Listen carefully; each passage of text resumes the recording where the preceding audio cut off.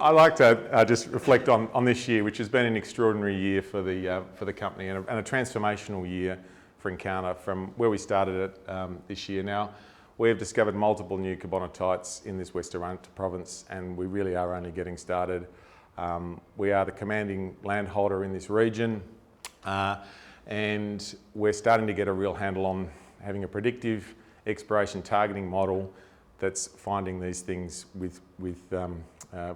pretty consistently.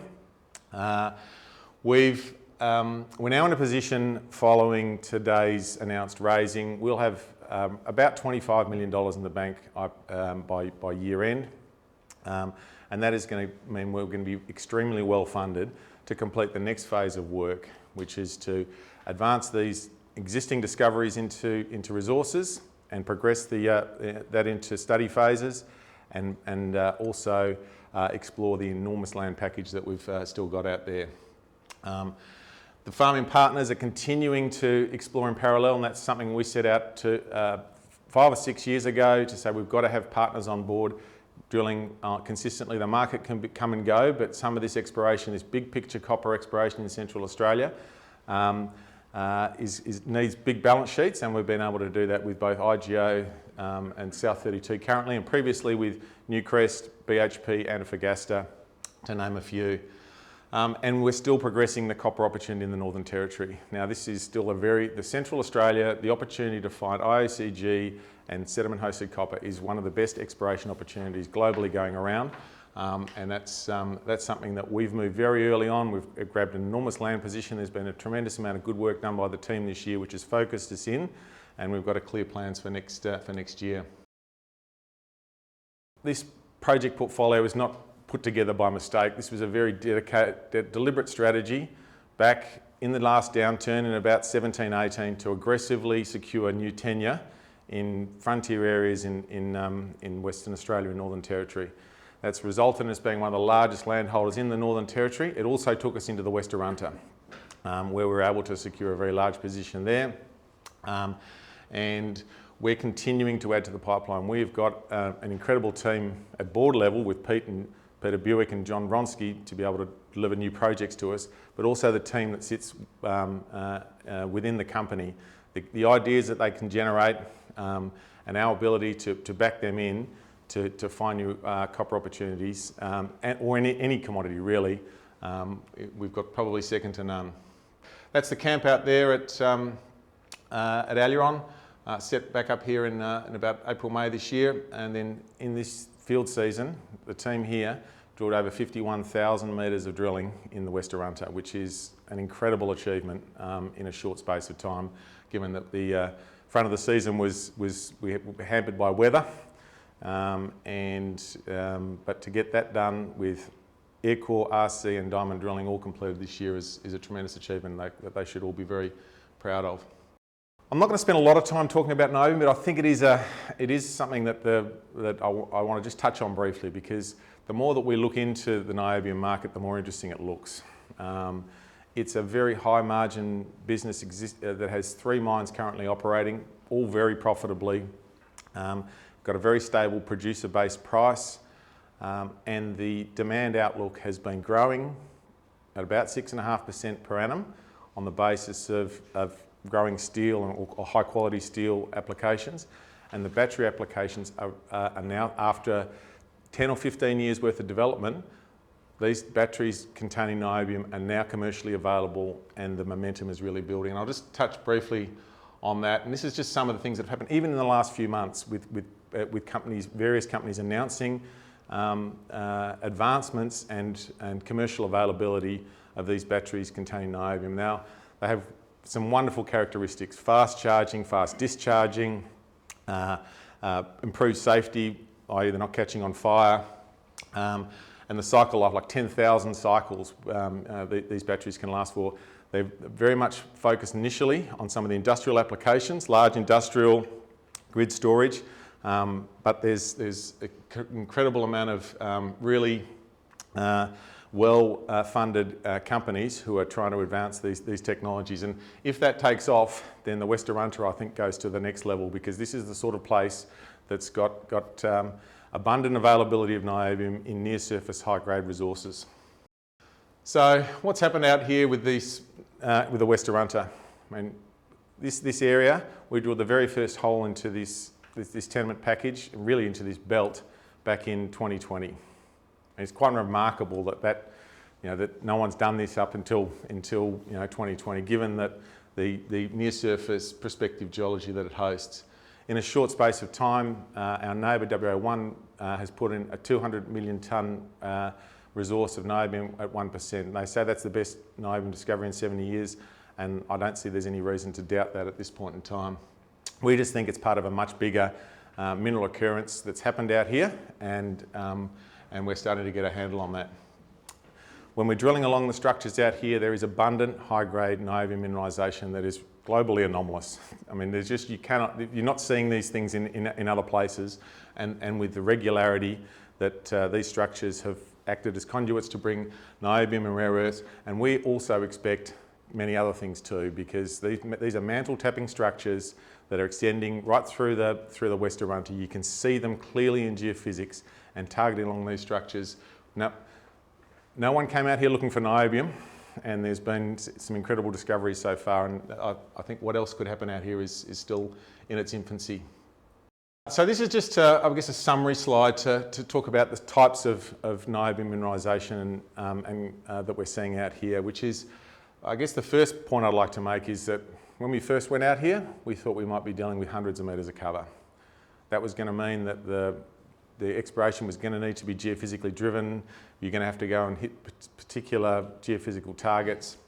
I think both our early drilling around our initial discoveries, which is probably 5 to 10 metres of cover on average. We thought that the eastern part of the project might be deeper cover.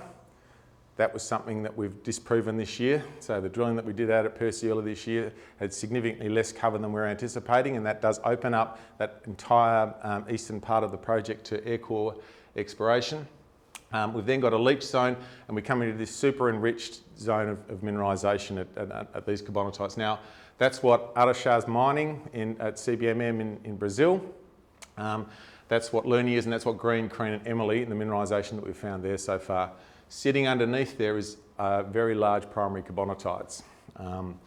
That's what Seamock and Magris are mining in Canada, and that's what we've drilled so far underneath Hurley, underneath Crean in particular, but also in other places. We're starting to see high-grade primary mineralisation, and that can have other potentially positive treatment characteristics if we can find a thick zone, or a sizable zone of primary mineralisation. So it's a multi-pronged exploration focus, but what we're seeing here is that in a short space of time, at Crean and Green this year, and remember the drilling at both of those started in May, we've been able to put around some dimensions of some pretty sizable zones of near-surface high-grade mineralisation, including the announcement last week of the thickest grade width niobium intercept in an RC drill hole in the entire belt.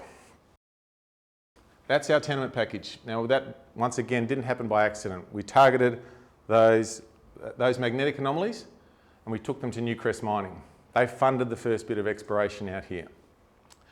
When Newcrest decided they were going to drill test those, we aggressively pegged in the areas where there was near-surface geology, which you can see in that magnetic image.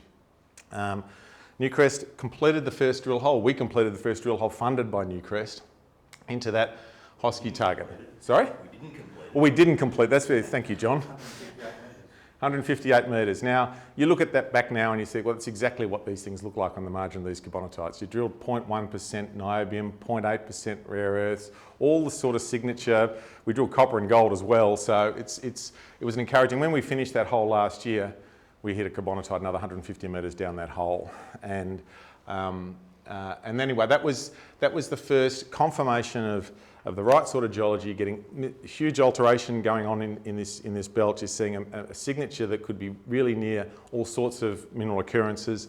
And then as a result, following that, WA1 came and drilled the two discoveries at P2 and Lerny on our tenement boundaries, to the south and to the west.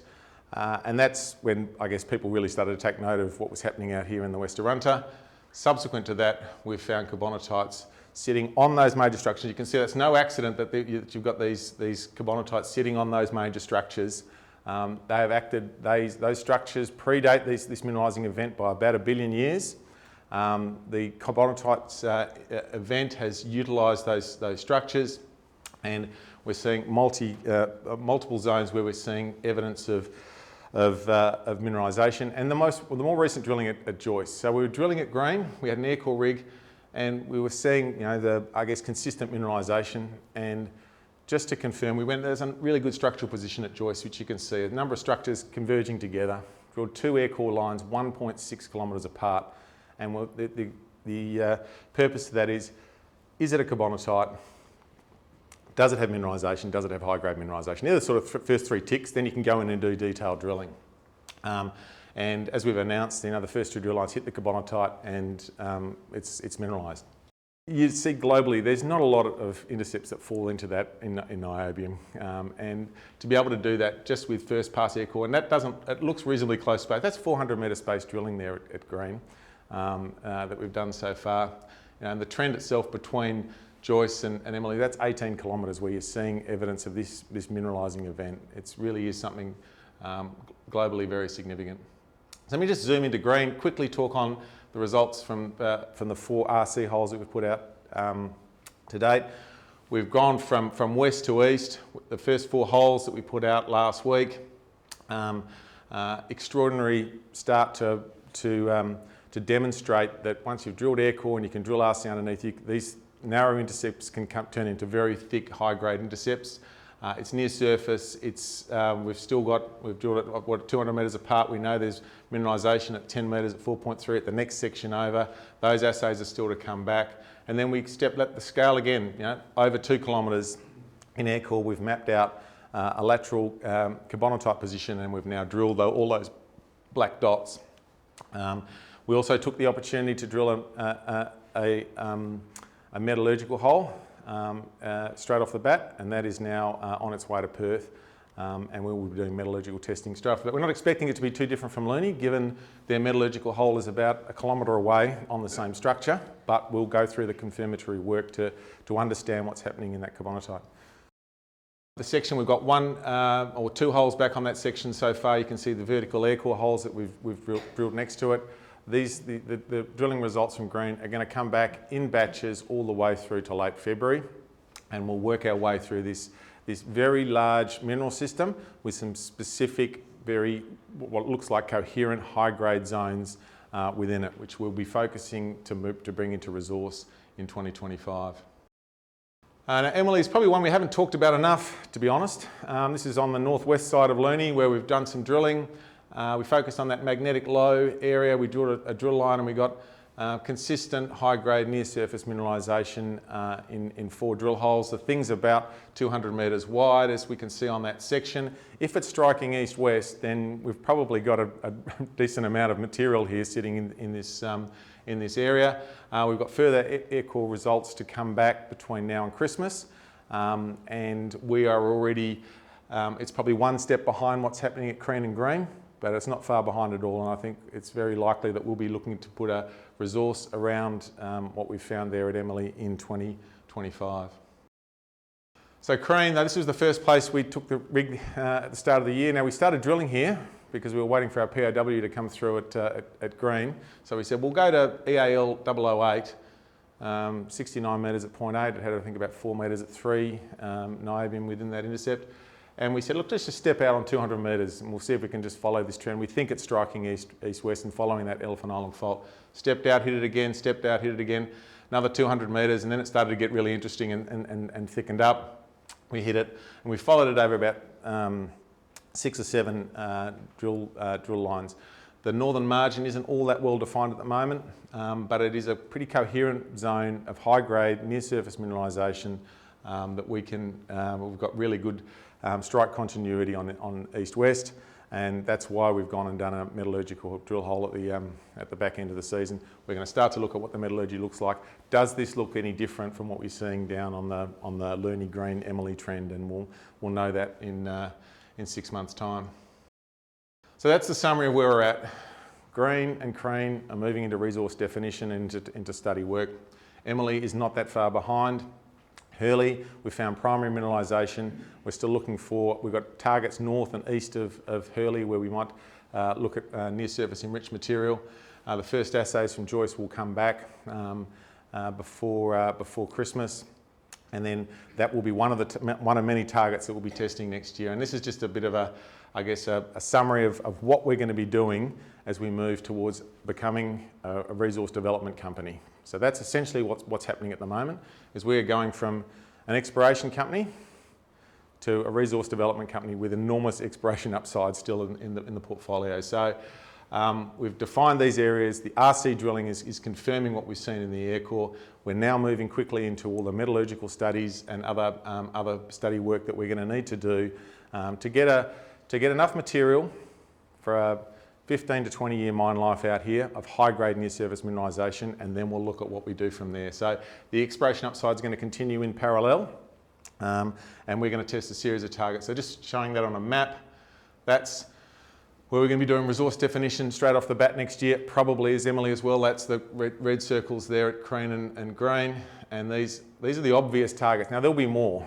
out here, there's no doubt, as we do more work, but just to put, I think there's 10 or 12 targets there that you can quickly put on a map to say these are major structural intersections, bends in major structures, and this is where we're seeing the bigger accumulations of mineralisation in this belt. So that's going to be going on at the same time, and we're well funded. We've got an incredible team who's pulling this region apart, and I'm highly confident that we're going to continue to find more of these things into 2025 and beyond.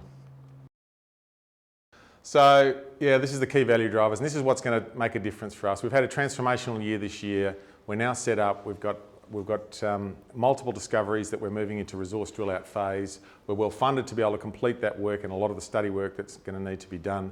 I think we're moving past the tonnes and grade.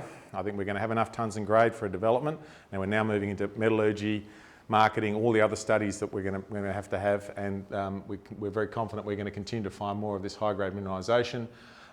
We think we've got the best part of the belt from an exploration upside perspective. There's also potential for a whole lot of other commodities out here. This is going to be a critical minerals province for niobium, probably rare earths, but it could be also much more as well. Building our capabilities up on the study side of things and building the team that's going to deliver the study for these developments while we're doing the exploration. And we still see that there's considerable valuation upside from where we sit here today, and the position that we've got in this, I guess, pretty rare new exploration opportunity, and we've got to demonstrate that through putting resources, demonstrating that the continuity of mineralisation, advancing these through studies, and the metallurgy is going to be pretty important, and then building a sizable inventory to get ourselves into to put through a study. With everything that's been going on in the West Arunta, the copper portfolio probably didn't get done what we would have liked to get done this year. I think that's fair. But there has been a lot of work going on in the background. We've had our partners drilling at Jessica. We've done some drilling at Sandover, which is really interesting. Technically, I think there's a lot to understand at what's happening at Sandover, and there's a lot more work to be done, and there's a number of discussions going on about that. Whether we partner this one, how much more we do ourselves, all these sort of things. When you've got a sediment-hosted copper deposit where you've mapped a deposit model in an area where there's a first reductant horizon mapped over 20 kilometres where copper has precipitated on. We this year stepped 100 kilometres away, drilled a hole at the other end of the belt to confirm whether this event was happening. We hit copper in the shale package, we hit copper at the base of the basal margin of the basin. There's copper swirling around the Sandover Basin, and we don't fully understand at this point in time. But it's a pretty interesting project in a first world jurisdiction next to a road, 150 kilometres from Alice Springs. So that's still going to be a very big part of what we do going forward. The Lamel Copper Gold Project, we're having another look at that given the transactions that have happened in the Paterson province. You've got a new owner of Telfer. You've got transactions happening with Rio Tinto, with Antipa. It's a bit different from West Arunta. It's quite complementary. We've got a high-grade copper gold sitting on a road 25 kilometres from a hungry mill. and it's something that we really do need to do more work on, or we're going to put that into a different vehicle or have a partner. There's more that needs to be done there, given we've got evidence of a system that's over 5 kilometres long at Lamwell. And just to finish off, the Inner Copper project, that's still going ahead with IGO. They're doing more drilling this year, and we'll get an update on how that drilling went in the next month or so. So just to finish up, I just wanted I got the team to throw together the slide, because one of the things that I think does set us apart is the team that we've been able to put together, how well they work together, how they look after each other, how they get along, the technical acumen that they've got of the team that we've been able to establish, and the way that they've been able to pull apart this belt to understand how this mineralisation is occurring in a really short space of time. And that's when doing things like diamond drilling early is really important when you're coming into new regions.